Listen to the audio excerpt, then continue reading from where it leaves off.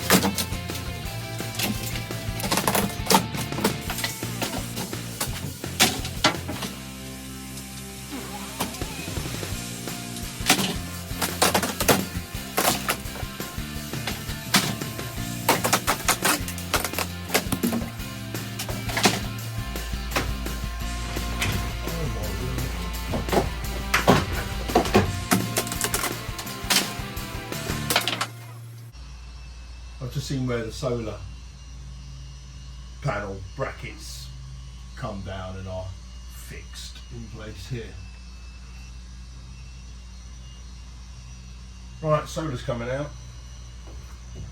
Oh my word.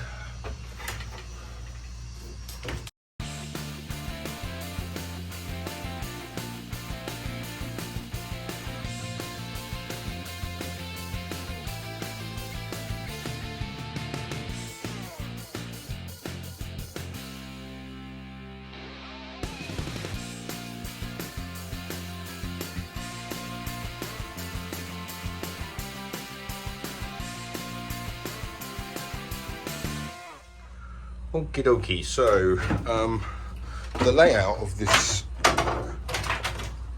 ceiling is not too bad. So what they've got two battens running fore aft with a void in the middle for kind of cabling or conduit, whatever, which they haven't used. They've used the void but no conduit. They've got some quite chunky battens here. You'll see where the rust has formed because the spray foam isn't surrounding that piece of steel, these steel ribs, which are fairly evenly, well, obviously they're evenly placed. There's loads of them. There's absolutely loads of these braces running all across. So there's quite a few options open to me for ceiling layout, because there are pretty much an infinite amount of ways of designing a narrowboat ceiling. I've got one in mind of which I've seen. I'm going to steal the idea from John up at North Kilworth. His new hire boat, oh, it's just a thing of beauty. To be honest, for me, it's a little bit death by wood, but it's beautiful. The ceiling is phenomenal, so I'm going to have the same ceiling. But you'll see here, so these are all the cables, which, I mean, that's pretty much all lighting. One of them will go to the horn, one of them will go to the nav light, port and starboard, but it's just a right maze and mess of cables up here. I mean, look at that bit there. And then to go down to that lamp there on the wall, which is, I mean, horrible and pathetic. Those are the connections they made for that. These are the ones going across to that one there. So it's all pretty ugly. They didn't do these lights very nicely in terms of the connections. I mean, I'm not saying Slow Patrol's connections are perfect, but blimey, it's better than that. And I've learnt a lot since, so yeah, all of this can be redone, which is no bad thing. I've got quite a lot of ceiling to chuck out.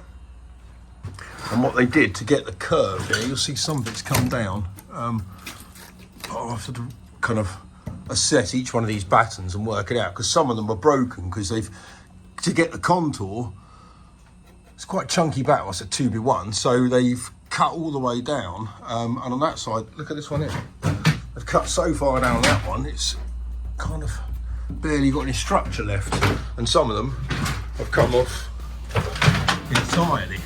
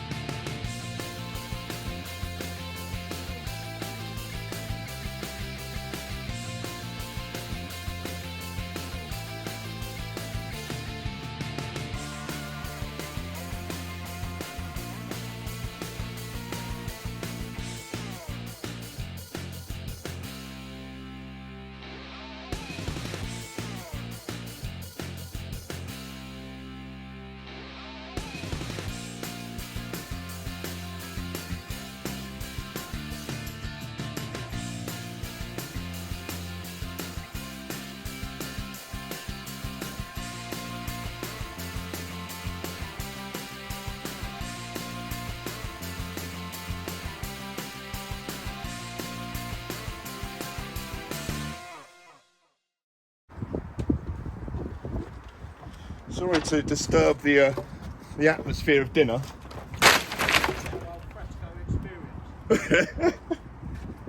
Welcome to boating. Right, so let me talk you through it. This bit is remaining. Well, no, it's not. This bit is, I can't get rid of it until I get rid of that, but I've got to have some dinner before I can even think about doing that. But this is kind of the state of it at the moment. It's okay. I mean, the battening has, to be honest, has been kind of well put in.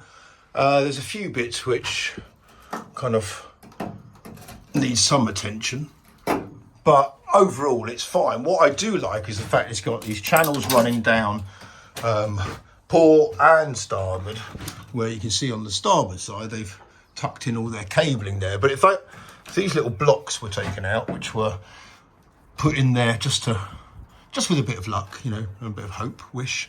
But, you know, in that gap there, you can actually lay some proper conduit, in which case you can then look at these cables. There's a bit, I mean, look at that.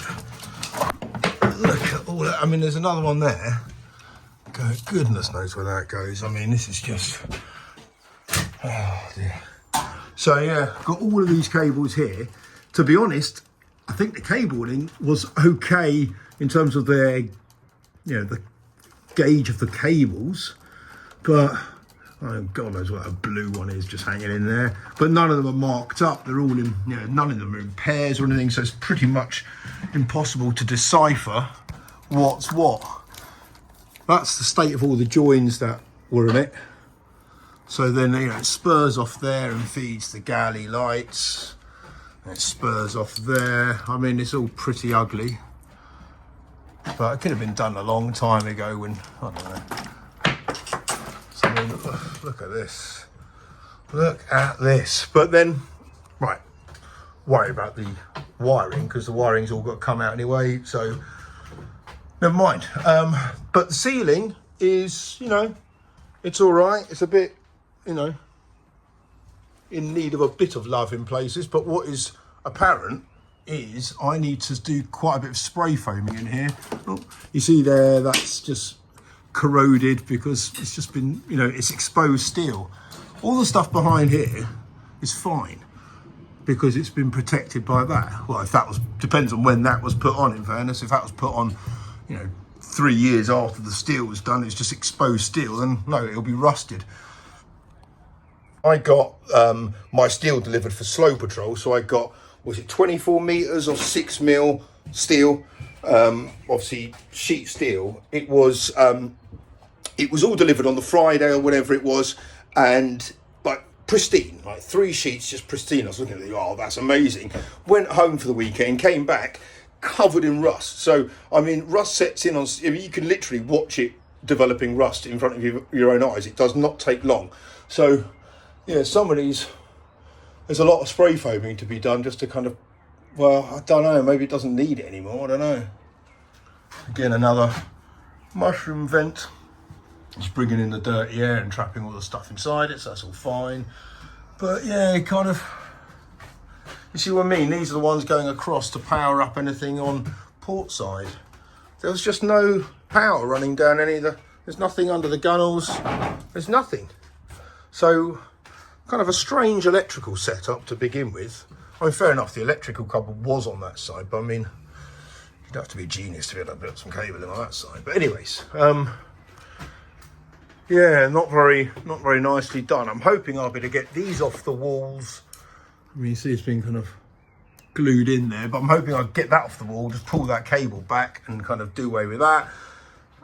Bit of repair to do on some of these walls. I'm gonna have to think about ways of covering that with bulkheads or something. I mean, oh, I don't know where this is in the boat bulkhead wise, but oh, actually on that, yeah, I have had a little bit of a layout change of heart, I guess. I always preferred a reverse layout, but the one I kind of described to you the other day, it was kind of traditional layout with bedroom at the front, well, kind of, yeah, bedrooms here, bathroom, and then going through to living space. But this area here, the stern of the boat, you know, that is and also when Rob and I are in formation, his bow's there, and he kind of sits on his bow. My stern would be there, so that's where I'd be. I wouldn't want to be the other way round for that. I mean, and obviously it's quite popular these days, obviously, to have your cruiser stern straight into a galley or whatever. The kids were fine, the little girls were fine getting up and down those stairs, which is fine. Obviously, it's quite, there's not much landing space, but that can be changed. Whether it's a straight through, we can have some kind of... But yeah, I am now thinking of a reverse layout. So walk into the galley, this would be kind of dinette. Then you'd have the hatch by the dinette, so that's kind of logical. Stove kind of would be here, so that would be kind of middle of the boat. Again, it's logical. Bedroom 2, bathroom, bedroom 1, and out to the well deck. So, loads of people kind of suggested reverse layout, and yeah, I'm thinking that's probably the way it's going to go. But regardless, I need to be obviously looking at the ceiling and kind of just inspecting all of this now and working out what I need to do. So I'm going to keep thinking this weekend about the layout, draw it out a little bit. I might bring the kids over here again over the weekend, I'm not too sure, but yeah, I'm going to give that a bit more thought. But really, what I'm going to want to do, I've got to take all this wiring out now. I mean, there's a load of it, which would be a real shame to kind of discard. I don't know, I'll have to look at the writing on the cable to work out exactly what kind of cable it is. But to be honest, if it's not kind of flexible cable suitable for a kind of marine environment, well, it should be. It should be that kind of cabling. So I might be loath to do it, but I might have to kind of get rid of all this, take it to a scrapyard, obviously, and let them do something with it. But there's an awful lot of cabling here, but also a lot to buy. So that is something I'm going to have to start to consider as the cost of all that, because that's all kind of skyrocketed, as has ply lining. This also needs my attention because when trying to take that trim off, that has all been some kind of pure flex or something like that to the trim of the hatch, which has kind of, obviously there's been some problem here because look at what they've had to do there to fill in that. So as a result of which, it's kind of taken half the hatch framing down. So I can close it, but that is not looking very good. Also, this I noticed when I first came onto the boat, that trim there is fine, it's just coming off. But you see there, they've also kind of connected to the wall, so the whole bloody thing's wobbling. So I'm hoping this piece of ply will be fine. Just secure it better down there. Take obviously all the lining off all of this stuff, obviously. And the reason I'm hoping this is fine is because it's all really kind of well done, all this. It's all symmetrical. So all the lower walls they match. So that one to that one and vice versa all the way down. But then the lower walls match up with, there you go, with the upper walls-ish.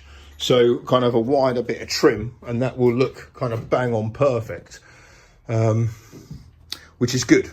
I won't have the joins in the board like I do on Slow Patrol, because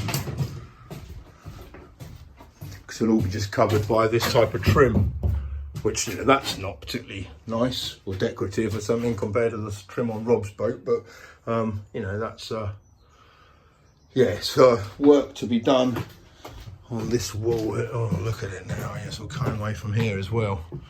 Yeah, this is pretty bad. Never mind, such is life. Thank you so much for watching. Thanks for all your comments and all your brilliant kind of support. Catch you later. See you tomorrow. Bye.